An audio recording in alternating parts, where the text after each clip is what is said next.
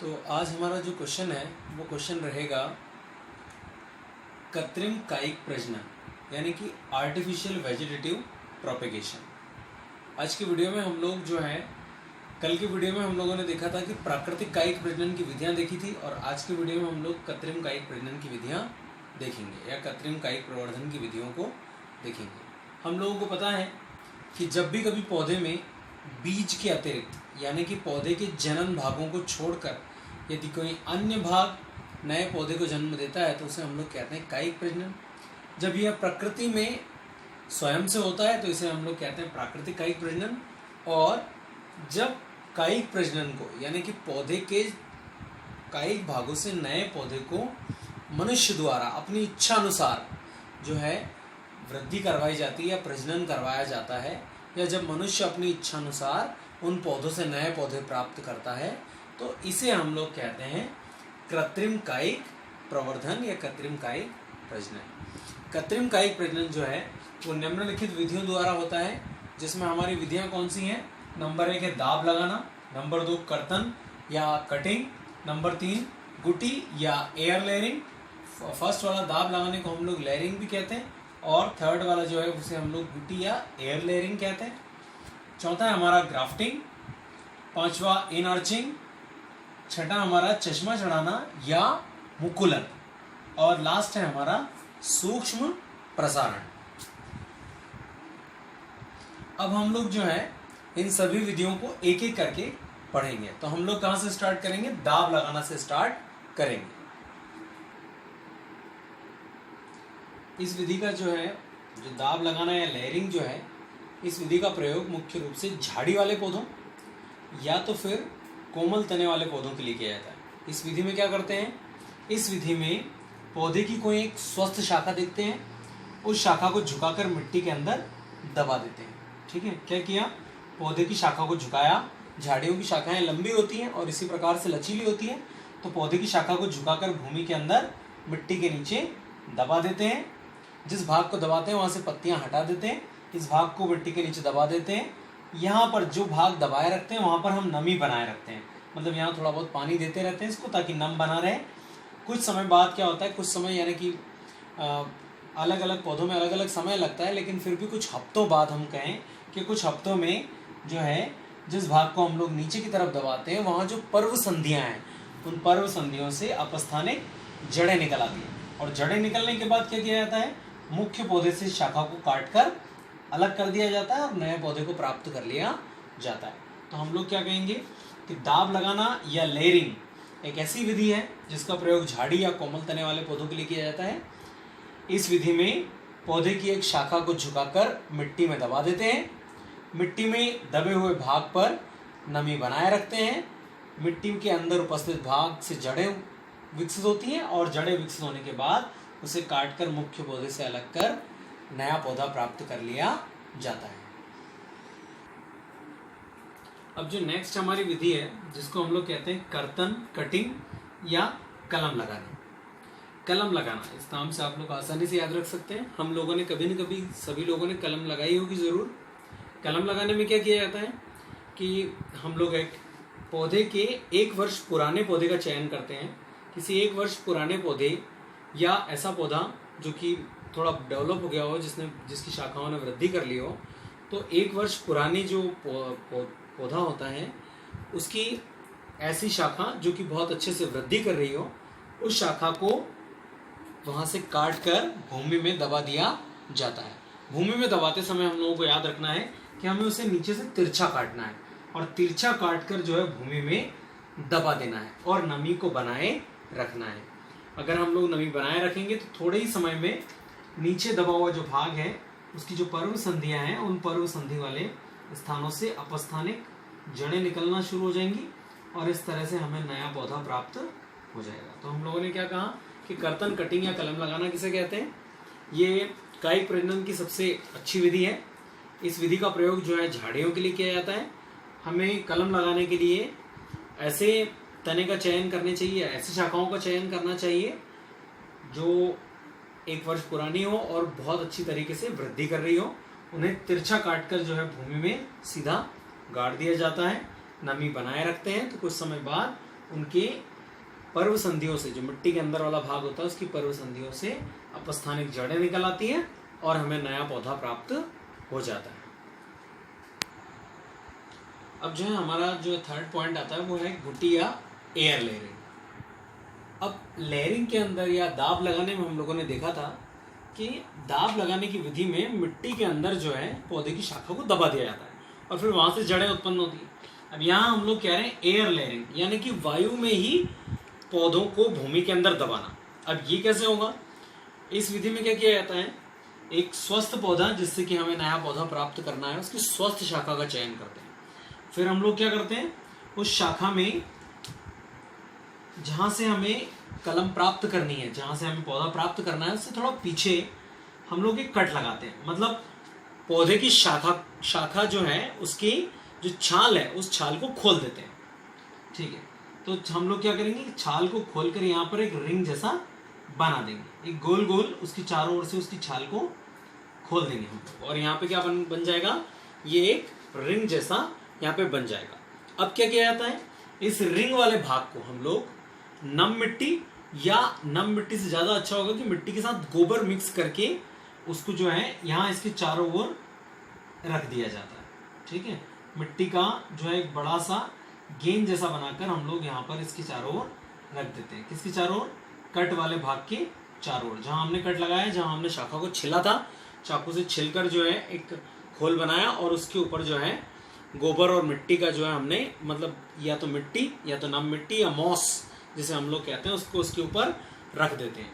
रखने के बाद इसको जो है टाट यानी कि जूट या तो फिर कपड़े द्वारा ढक दिया जाता है ताकि मिट्टी वहां से निकले नहीं। तो इसको जो है यहाँ से कपड़े द्वारा कवर अप कर दिया जाता है और जो है इसमें नमी बनी रहे ऐसी व्यवस्था कर देते हैं। हम लोग जो है इसको लास्ट में क्या करते हैं, इसको चाहे तो नमी बनी रहे और यहाँ से जो जल है वो वाष्पीकृत होकर उड़े नहीं, इसके लिए यहाँ पे पॉलीथीन भी बांध देते हैं इसके ऊपर, या तो फिर कोई ना कोई ऐसी व्यवस्था करते हैं ताकि ये इसके ऊपर बंधा रहे और इसको नम बनाए रखना है हमेशा हम लोगों को। ठीक है, इसको हम लोग नम बनाए रखते हैं। तो इसमें कुछ हफ्तों या लगभग एक महीने में इस वाले भाग में जो मिट्टी से दबा हुआ भाग है इसके अंदर जड़ें उत्पन्न हो जाती हैं, और जब जड़ें उत्पन्न हो जाती है तो इसे मुख्य तने से काट कर अलग करके नया पौधा प्राप्त कर लिया जाता है। तो हम लोग क्या कहेंगे इस विधि में कि घुटी या एयर लेयरिंग जो है वो लेयरिंग का ही एक परिवर्तित रूप है, थोड़ा बदला हुआ रूप है।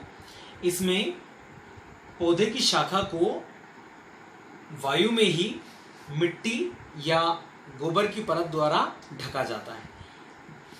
जिस स्थान को मिट्टी या गोबर से ढकते हैं उस स्थान पर तने की जो छाल है उसको खोल लिया जाता है और उसको मिट्टी या गोबर से ढक दिया जाता है।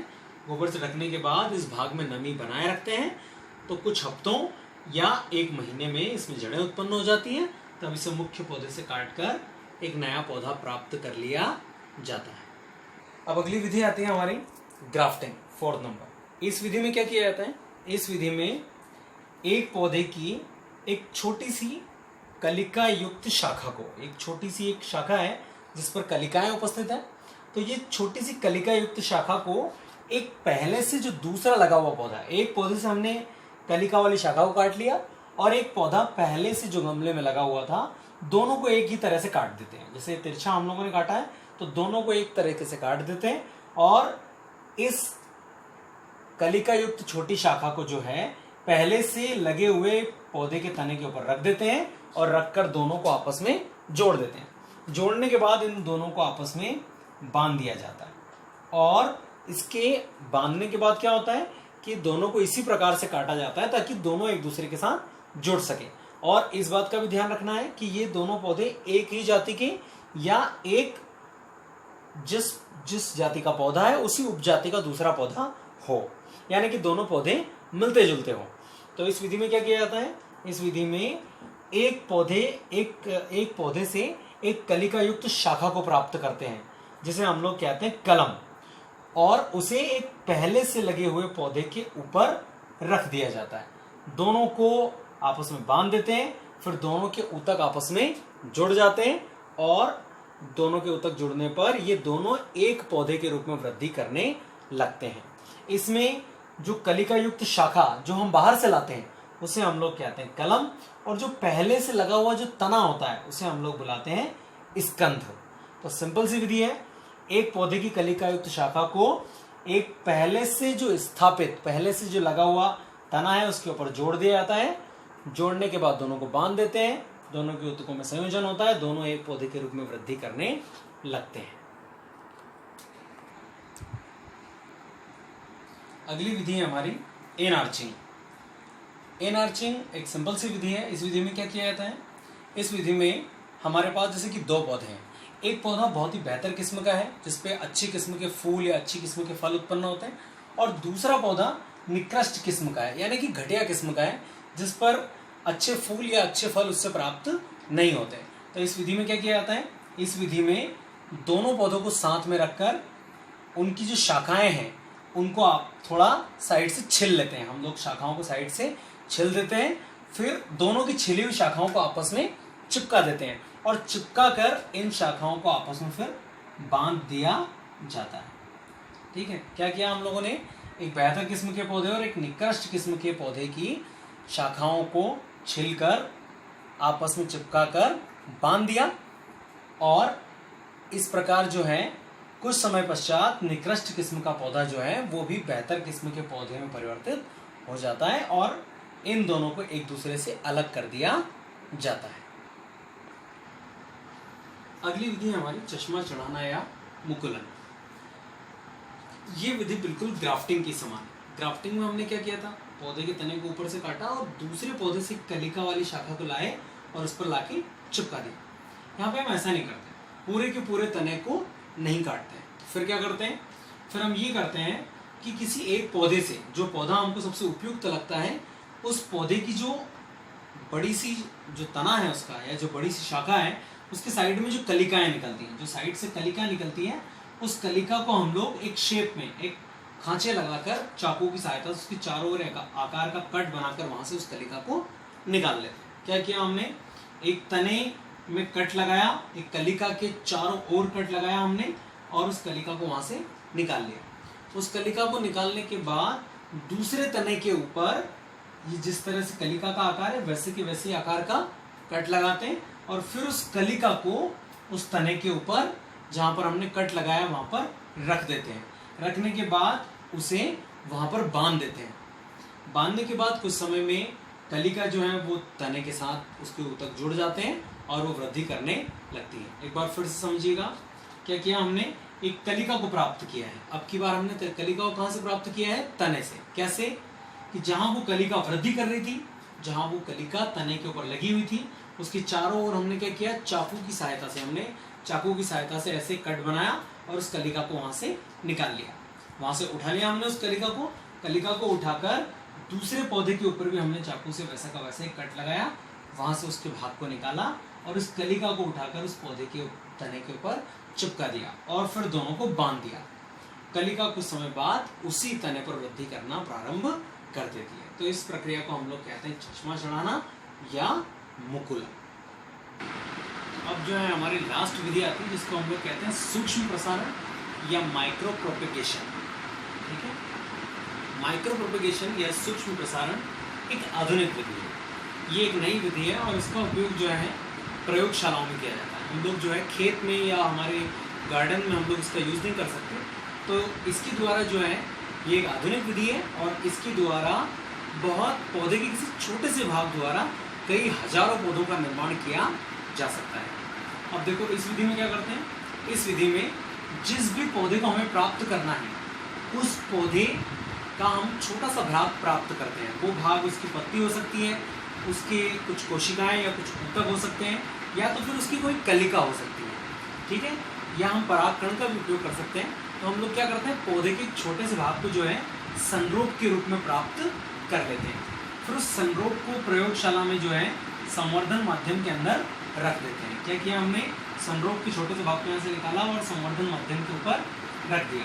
अब ये संवर्धन माध्यम क्या है, संवर्धन माध्यम एक ऐसा माध्यम होता है जिसमें पौधों की वृद्धि के लिए सारे पोषक तत्व पाए जाते हैं। तो ये संवर्धन माध्यम क्या करेगा, इस संरोग को वृद्धि करने के लिए सहायता करेगा। अब क्या होगा, जब संरोग को संवर्धन माध्यम में रख देंगे तो ये संरोग की जो कोशिकाएं हैं ये जल्दी जल्दी जो है इस माध्यम में वृद्धि करने लगेंगी और एक बड़ा सा कोशिकाओं का गुच्छा बनेगा, जिसे हम लोग कहेंगे कैलस।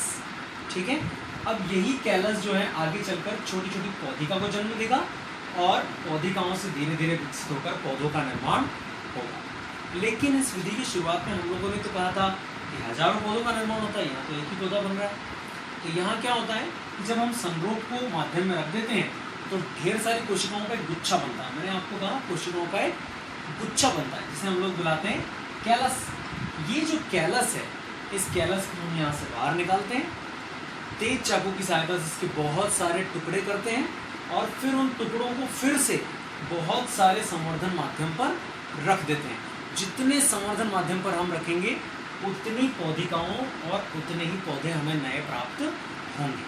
तो इस विधि द्वारा बहुत कम समय में ढेर सारे पौधों को हम लोग जो है प्राप्त कर सकते हैं। वैसे भी अलैंगिक प्रजनन या कायिक प्रजनन लैंगिक प्रजनन से तेजी से चलता है, क्योंकि आप लोगों को पता है कि पौधे को लगाएंगे, फिर वो बड़ा होगा, उससे फूल आएंगे, फल आएंगे और फलों के अंदर जब बीज आएंगे तो उन बीजों का उपयोग करके हम नया पौधा उगा सकते हैं।